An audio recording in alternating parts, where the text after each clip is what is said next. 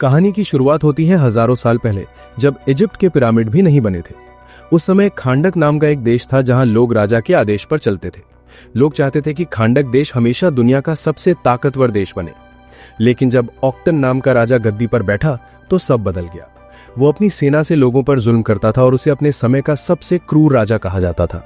असल में ऑक्टन काले जादू में माहिर था। उसका मकसद था सबेक नाम का एक ताज बनाना, जिसे पहनने के बाद उसे कोई हरा ना सके। इस ताज को बनाने के लिए उसे अड्रीनियम नाम का एक जादुई पत्थर चाहिए था, जो सिर्फ खांडक देश में मिलता था। उसने अपनी ही प्रजा को जबरदस्ती इस पत्थर की खुदाई में लगा दिया। जब भी किसी गुलाम को पत्थर का टुकड़ा मिलता तो वो तुरंत पहरेदार को दे देता और बदले में इनाम पाता। लेकिन कई बार रास्ते में ही बाकी गुलाम पत्थर छीनने के लिए उस पर टूट पड़ते। अब कहानी में आता है जाओ नाम का एक गुलाम, जिसका पत्थर सभी छीनना चाह रहे थे। तभी हारू नाम का एक लड़का उसे बचाने आया और उसे सही सलामत एक फौजी के पास ले गया। लेकिन जब जाओ ने इनाम मांगा तो उस फौजी ने अचानक उसके पेट में चाकू मारकर उसे पहाड़ी से नीचे फेंक दिया। ये खतरनाक मंजर देखकर हारू डर गया और उसके पिता उसे वहां से दूर ले गए। हारू हमेशा अपने लोगों को इस गुलामी से आजादी दिलाना चाहता था, लेकिन उसके पिता ने कहा कि टेथिस की तरह जो भी बगावत करेगा वो कब्रिस्तान में दफन होगा। फिर भी हारू ने ठान लिया कि वो पूरे देश को इकट्ठा करके क्रूर राजा को हराएगा। अचानक उसने दौड़कर उस फौजी से अड्रीनियम पत्थर चुरा लिया और अपने हाथों से आजादी का निशान बनाकर लोगों के दिल में आजादी की चिंगारी जला दी। राजा ऑक्टन को पता था कि ये छोटी सी चिंगारी जल्द ही आग बन सकती है, इसलिए उसने आदेश दिया कि हारू को सबके सामने फांसी दी जाए। अपने अंतिम समय में भी हारू आजादी का नारा लगाता रहा, लेकिन जैसे ही उसका सिर धड़ से अलग होने वाला था तभी एक चमत्कार हुआ। धरती के जादुई रक्षकों ने उसे धरती पर शांति लाने के लिए चुन लिया और उसे प्राचीन देवताओं की शक्तियां दे दी। अब हारू बहुत ताकतवर हो गया, मगर तब तक ऑक्टन सबेक ताज बना चुका था। जब हारू महल में ऑक्टन को ललकारने पहुंचा तो ऑक्टन ने अपने ताज की खतरनाक शक्तियां दिखाई। दोनों में भयानक युद्ध हुआ, जिससे महल तबाह हो गया। अंत में जीत हारू की हुई, लेकिन ऑक्टन ने ताज को छुपा दिया ताकि ये किसी इंसान के हाथ ना लगे। उस दिन के बाद किसी ने हारू को नहीं देखा, लेकिन एक प्राचीन कथा कहती है कि जब खांडक के लोग बहुत मुसीबत में होंगे तो वो लौटेगा और उन्हें फिर से आजादी दिलाएगा। आज के समय में हम फिर से खांडक देश को देखते हैं। अब ये जगह इंटर गैंग नाम के विदेशी आतंकवादियों के कब्जे में है। यहाँ के लोग शहर छोड़कर बाहर निकलने के लिए सीमा पर तैनात गार्ड्स को अपने कागज दिखाते हैं। एक दिन 14 साल का लड़का अमन अपने स्केटबोर्ड पर चुपके से सीमा पार करने की कोशिश करता है, लेकिन एक गार्ड उसे पकड़ लेता है। गार्ड उसे लाइन में तलाशी के लिए खड़ा होने को कहता है, लेकिन अमन उससे बहस कर देता है। उसके बाद गार्ड करीम नाम के आदमी को वैन लेकर जाने का आदेश देता है। फिर अमन अपनी कलाई देखता है जहां एक लड़की एड्रियाना की तस्वीर बनी होती है। हम देखते हैं कि एड्रियाना उस वैन में छुपी हुई थी और अमन गाड़ी के साथ साथ चल रहा था। असल में अमन एड्रियाना का बेटा है और वो अपनी मां के साथ सबेक ताज खोजने के मिशन पर जाना चाहता था, मगर उसकी मां ने उसे मना कर वापस भेज दिया। फिर वे नक्शे के हिसाब से एक पहाड़ तक पहुंचते हैं जहां कहा जाता है कि सबेक ताज छुपा हुआ है। वहां एड्रियाना अपनी दादी का दिया हुआ एक पेंडेंट देखती है जो अड्रीनियम पत्थर से बना था। साथ में समीर कहता है कि अगर वो इस पत्थर को चोर बाजार में बेचे तो उससे बहुत पैसा मिल सकता है, लेकिन ये उनके परिवार का पुराना पेंडेंट था, इसलिए एड्रियाना इसे बहुत महत्व देती थी। ड्राइवर करीम, जो एड्रियाना का भाई है, कहता है कि पेंडेंट उसे विरासत में मिला है, इसलिए उसने उसे रखा है। फिर तीनों पहाड़ पर सबेक ताज की खोज में लग गए और करीम गाड़ी में उसकी रखवाली कर रहा था। जैसे ही वे पहाड़ के अंदर जाते हैं, अचानक इस्माइल गायब हो जाता है। समीर उसे खोजने निकल पड़ता है। करीम अपनी गाड़ी में बैठा था और गाने सुन रहा था। तभी उसने देखा कि समीर पहाड़ से नीचे गिर रहा है। करीम तुरंत उसकी मदद को दौड़ा, लेकिन तभी कई फौजी उसे चारों तरफ से घेर गए। पहाड़ के अंदर इस्माइल अचानक एड्रियाना के सामने आ गया। वो डर गई। एड्रियाना ने पूछा, समीर कहाँ है? इस्माइल ने कहा, समीर थोड़ी ठंडी हवा खाने गया है। जल्द ही वे दोनों डेथ एडम की मजार तक पहुंचे। वहां से थोड़ी दूर पर सबेक ताज था। एड्रियाना ने 2 बड़ी चट्टानों के बीच कूदकर ताज हासिल कर लिया, लेकिन उसी वक्त फौजी अंदर आ गए और इस्माइल को पकड़ लिया। इस्माइल ने चिल्लाकर एड्रियाना को भागने को कहा, लेकिन फौजियों के लीडर ने करीम के सिर पर बंदूक तान दी। एड्रियाना ने अपने भाई की जान बचाने के लिए खुद को फौजियों के हवाले कर दिया। उसने मजार पर सर झुकाकर एक खास मंत्र बोला। फिर अचानक तेज रोशनी हुई और एक रहस्यमयी आदमी उनके सामने आया। उसने एक फौजी को बिजली के झटके देकर मार डाला। बाकी फौजियों ने उस पर गोलीबारी की, लेकिन वो आदमी अपनी हाइपर स्पीड से बच गया। एड्रियाना ने इस मौके का फायदा उठाकर करीम के साथ भाग निकली। फौजी उस रहस्यमयी आदमी को नुकसान नहीं पहुंचा पाए। उस आदमी ने अपनी शक्तियों से फौजियों को मार डाला। एड्रियाना ताज लेकर जा रही थी, तभी उसके सिर पर एक बड़ा पत्थर गिरने वाला था, लेकिन वो आदमी उसकी जान बचा गया। उस रहस्यमयी आदमी का नाम ब्लैक एडम था। वो हजारों साल से इस पहाड़ में कैद था। ब्लैक एडम जब बाहर निकला तो उसे नए दुश्मनों का सामना करना पड़ा। हेलीकॉप्टर से उस पर हमला हुआ, लेकिन उसने कभी नहीं सोचा था कि इंसान इतने आगे बढ़ जाएंगे। एड्रियाना और करीम वापस वैन में पहुंचे और जल्दी वहां से चले गए। एड्रियाना ने बताया कि उसने ताज हासिल कर लिया है। थोड़ी ही दूर भयानक युद्ध शुरू हो चुका था। ब्लैक एडम ने 2 हेलीकॉप्टर्स को आपस में टकराकर आग लगा दी। सैकड़ों फौजी गाड़ियां वहां आ पहुंची, लेकिन ब्लैक एडम ने अपनी शक्तियों से उन्हें सब खत्म कर दिया। अंत में ब्लैक एडम एड्रियाना की वैन के सामने पहुंचा। एक फौजी ने उस पर बम फेंका, लेकिन ब्लैक एडम को कुछ नहीं हुआ।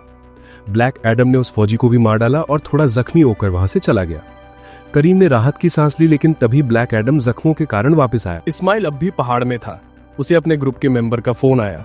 असल में वो अंडरकवर एजेंट था जो एड्रियाना के जरिए ताज हासिल करने आया था, लेकिन अब उसका मिशन फेल हो चुका था। उसे ताज छीनने के लिए एड्रियाना का पीछा करना था। दूसरी तरफ हॉकमैन को ब्लैक एडम के वापस आने की खबर मिली। उसने अपनी सुपर हीरोज की टीम को काम पर लगने को कहा। टीम में साइक्लोन थी जो हवा को कंट्रोल कर सकती थी। एडम स्मैश था जो अपने शरीर का आकार बदल सकता था। डॉक्टर फेट टीम का सबसे ताकतवर सदस्य था। वे सभी हॉकमैन के बुलावे पर यूएसए से खांडक देश के लिए निकल पड़े। वे एक सुपर शिप में सवार हुए जिसे तबाह नहीं किया जा सकता था, क्योंकि उसका बाहरी हिस्सा खास मेटल से बना था। कई घंटे बाद ब्लैक एडम की आंख खुली। वो एमन के कमरे में था। उसने अपनी ताकत से चोटें ठीक कर ली। उसे पता चला कि वो पहाड़ में 5000 साल कैद था। लिविंग रूम में एड्रियाना ताज पर रिसर्च कर रही थी। ताज के अंदर कुछ शब्द लिखे थे, जिंदगी ही मौत का जरिया है। एमन ने ब्लैक एडम को बताया कि जब से वो गायब था, खांडक शहर पर दूसरे देशों ने कब्जा कर लिया और लोगों को गुलाम बना लिया। खांडक के लोगों ने ब्लैक एडम की मूर्ति बनाई क्योंकि वे विश्वास करते थे कि वो उन्हें बचाने लौटेगा। ब्लैक एडम ने कहा कि वो कोई हीरो नहीं है, फिर अचानक दीवार तोड़कर वहां से चला गया। अब वो एक नई दुनिया की खोज में निकला। एमन ने खुफिया रास्ते से उसका पीछा किया ताकि उसकी मां को पता ना चले। दूसरी तरफ जस्टिस सोसाइटी की शिप खांडक में पहुंचने वाली थी। डॉक्टर फेट ने टीम को प्लान समझाया। अगर वो ब्लैक एडम को पकड़ना चाहते हैं तो उसे शज़ाम बुलवाना होगा।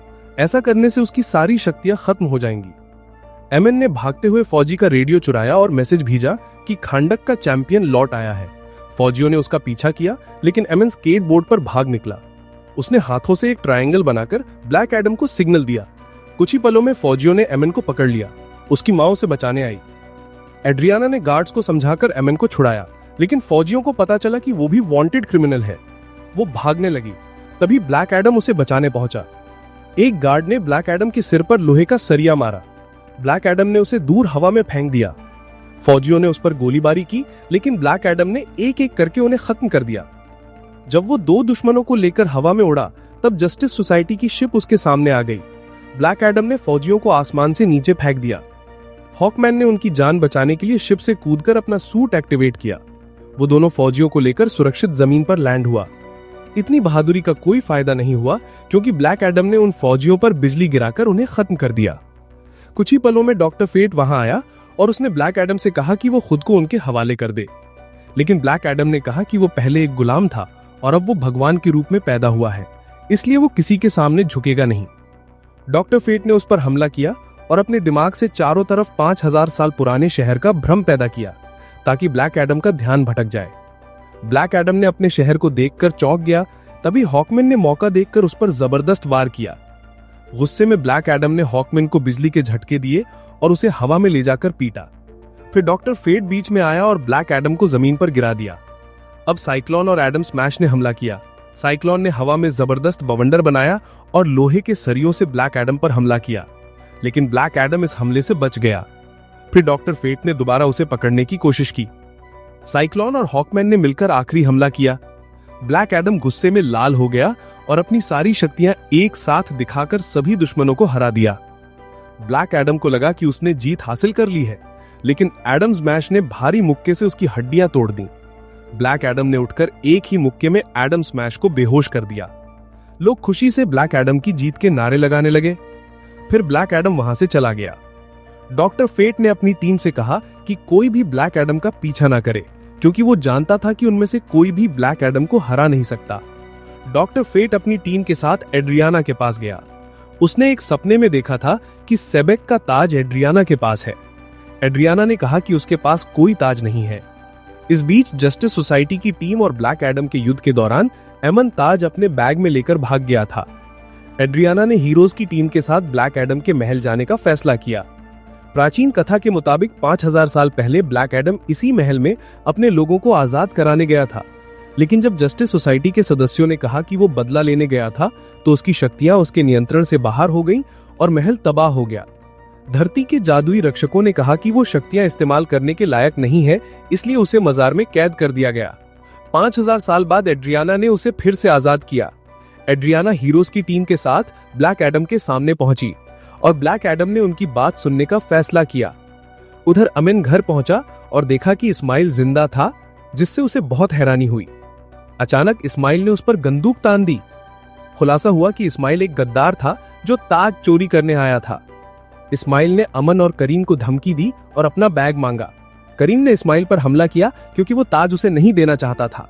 अमन को ताज लेकर भागना पड़ा। करीम के पेट में गोली लग गई, लेकिन अमन खुफिया रास्ते से भाग गया। ब्लैक एडम और जस्टिस सोसाइटी की मीटिंग के दौरान अमन ने एड्रियाना को फोन किया और सारी घटना बताई। अमन ने कहा कि इंटरगैंग उसका पीछा कर रही है और वो एक बिल्डिंग में छुपा है। एड्रियाना ने ब्लैक एडम से अपने बेटे को बचाने की गुजारिश की। ब्लैक एडम तुरंत वहां पहुंचा और देखा कि आतंकवादियों ने अमन को पकड़ लिया था। ब्लैक एडम ने कहा कि अमन को छोड़ दो, लेकिन आतंकवादियों ने उसे नीचे फेंक दिया।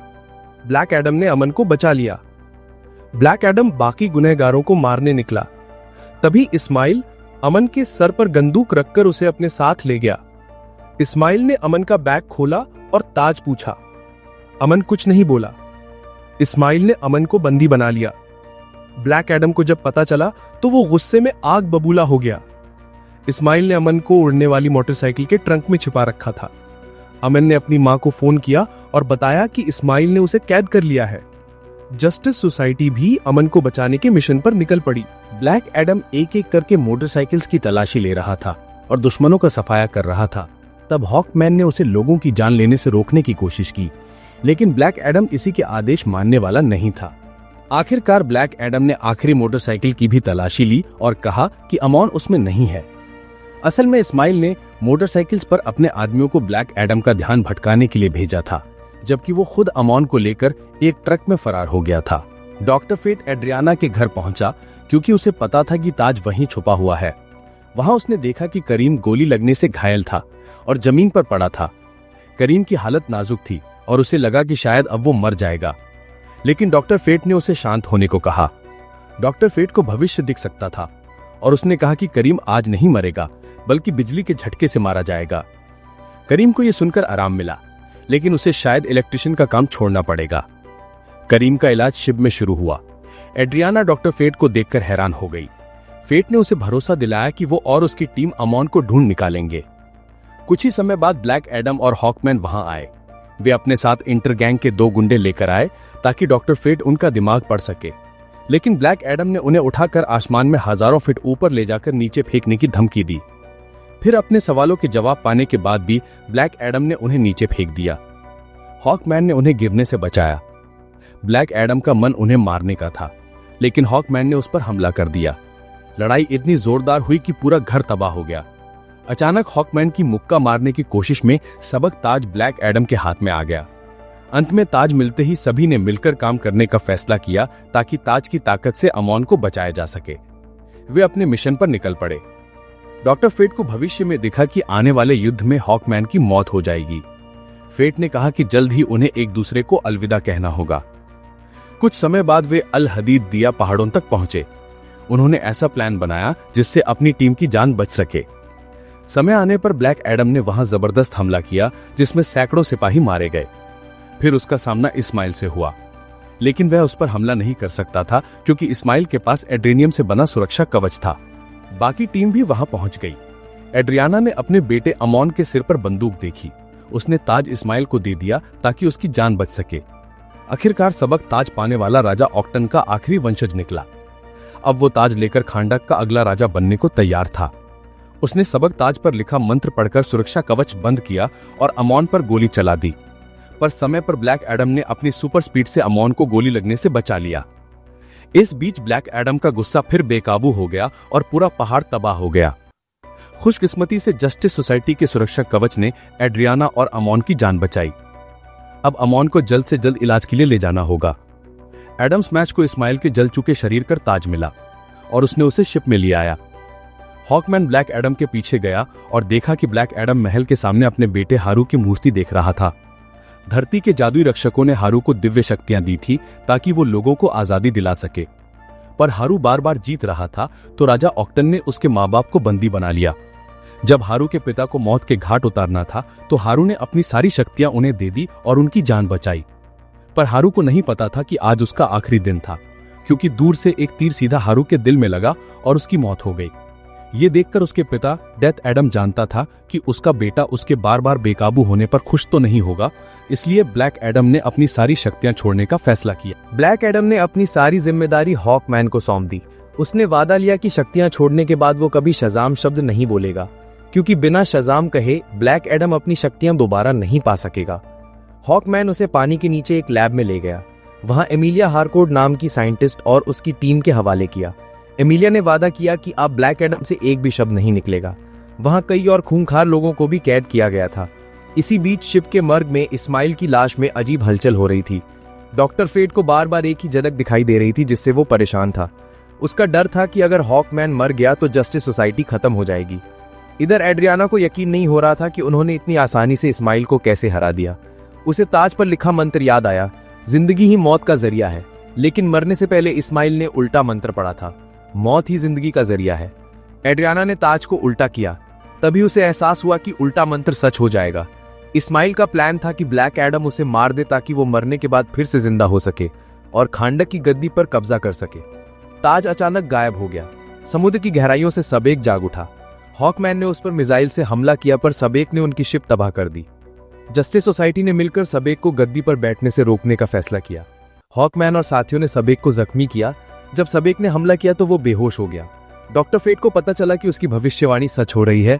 उसने महल के चारों तरफ सुरक्षा कवच बनाया और टीम को अंदर जाने से मना किया। फेट अपनी जान की बाजी लगाने को तैयार था। हॉकमैन सुरक्षा कवच तोड़ने की कोशिश करने लगा, पर नाकाम रहा। डॉक्टर फेट अकेले महल में सबेक को रोकने गया। उसने ब्लैक एडम को सिग्नल भेजा कि सिर्फ वही सबेक को हरा सकता है। फेट ने अपनी ताकत से ब्लैक एडम को बेड़ियों से आजाद किया। गार्ड्स ब्लैक एडम को रोकने दौड़े, पर ब्लैक एडम ने सभी को हराकर समुद्र में कूद गया। सबेक ने डॉक्टर फेट पर आखिरी वार किया। महल का सुरक्षा कवच टूट गया। हॉकमैन फेट को बचाने दौड़ा, पर जब पहुंचा तो फेट मर चुका था। सबेक महल पर जा बैठा और एक जबरदस्त आग लगाई। फिर वो खांडक का राजा बन गया। उसकी शैतानी फौज पाताल से निकली और आम लोगों पर हमला करने लगी। एड्रियाना उनका सामना करने को तैयार थी, तभी उसका भाई करीम वैन में आया। करीम को ज़ॉम्बी से डर नहीं था, क्योंकि डॉक्टर फेट ने कहा था कि वो बिजली के झटके से मरेगा। एड्रियाना ने अमुन से ज़ॉम्बी से लड़ने के लिए आम लोगों की मदद मांगी। ब्लैक एडम समुद्र से बाहर आया, शज़ाम बोला और उसकी शक्तियां वापस आ गई। सबेक ने हारू की मूर्ति गिरा दी जो सीधे अमुन के ऊपर आने वाली थी, पर वक्त रहते ब्लैक एडम ने आकर अमुन को बचा लिया। फिर ब्लैक एडम सबेक से लड़ने पहुंचा और हॉकमैन की जान बचाई। ब्लैक एडम और सबेक के बीच घमासान युद्ध शुरू हो गया। कुछ पलों में सबेक उस पर भारी पड़ने लगा। हॉकमैन बीच में आया और सबेक पर हमला किया, पर खुद जख्मी हो गया। डॉक्टर फेट की भविष्यवाणी सही निकली, पर हॉकमैन का असली शरीर नहीं था। उसमें फेट के हेलमेट से अपने कई कॉपी बनाए थे। वे सब मिलकर सबेक पर हमला करने लगे। ब्लैक एडम ने अपनी ताकत से सबेक के शरीर के 2 हिस्से कर दिए। पाताल के सभी ज़ॉम्बीज गायब हो गए। आम लोग जीत के नारे लगाने लगे। ब्लैक एडम और हॉकमैन ने दोस्ती का हाथ बढ़ाया। डॉक्टर फेट का हेलमेट अपना काम पूरा करने के बाद खुद ही गायब हो गया।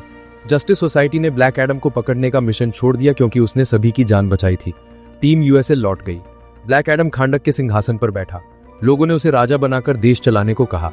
ब्लैक एडम ने सिंहासन तोड़ दिया और कहा कि वो राजा नहीं बल्कि रक्षक बनेगा। अब खांडक हमेशा के लिए आजाद रहेगा। वीडियो पसंद आए तो लाइक और चैनल सब्सक्राइब करें। मिलते हैं अगली वीडियो में।